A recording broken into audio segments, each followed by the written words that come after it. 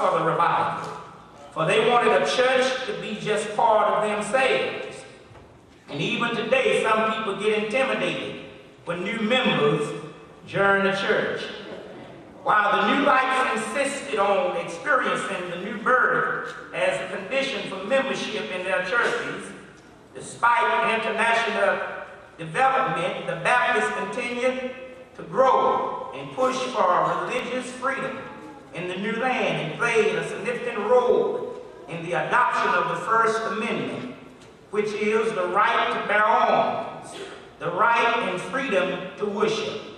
The Baptist Church has existed since the days of John the Baptist. We can be traced all the way back to John the Baptizer, who was the cousin to Jesus. Now, this is the history of the Baptist Church.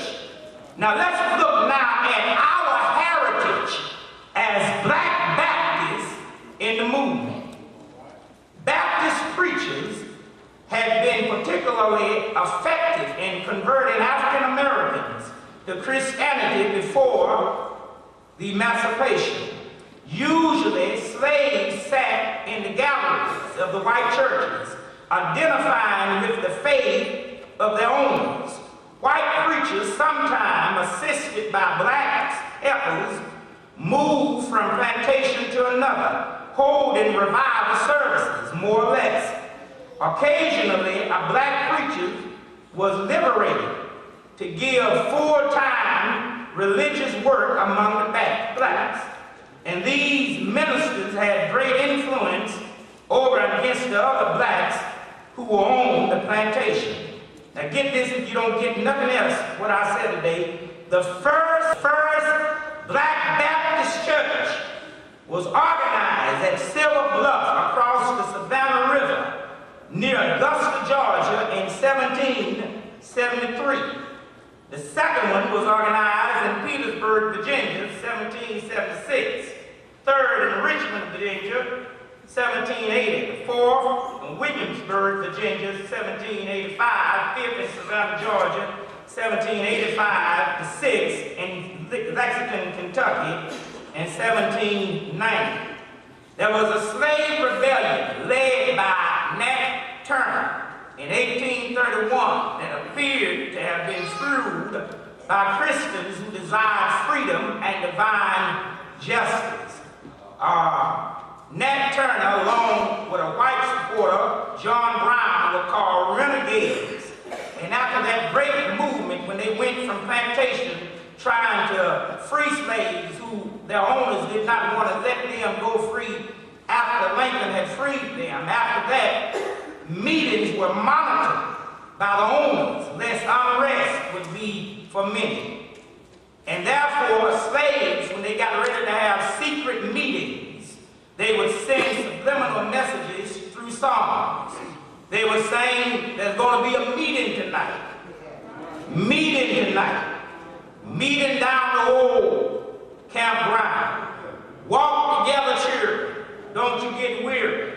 There's a great camp meeting in the promised land. Up above my head, I hear music in the air.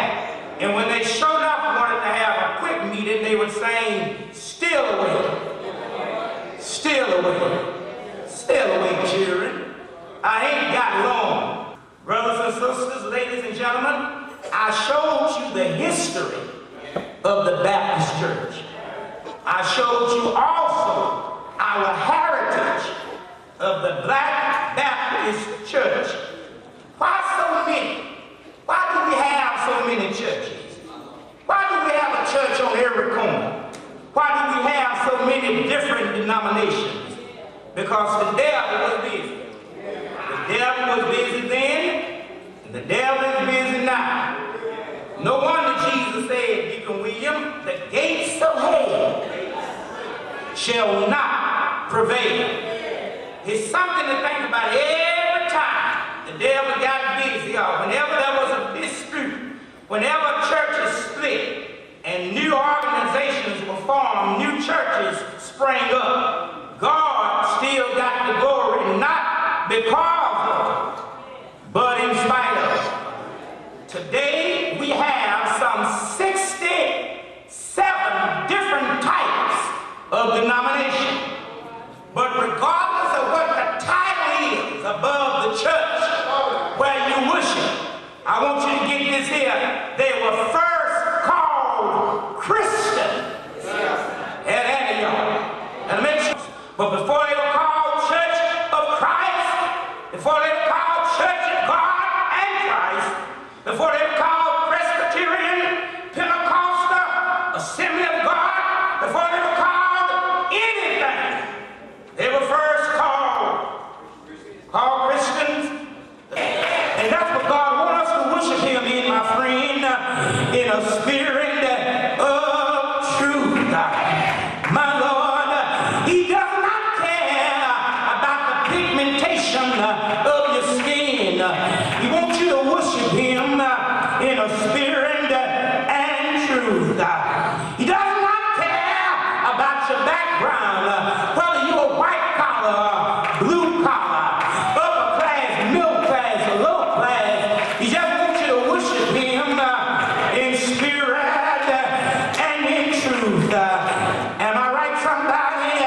Whether you dance it out, whether you sing it out, whether you shout it out, whether you clap it out, whether you jump it out, whether you holler it out, whether you hoop it out, whether you praise it out, he just wants you to worship him in spirit and in truth. I'm closing, y'all, by saying to you, if you don't remember nothing else I said, remember we got a name.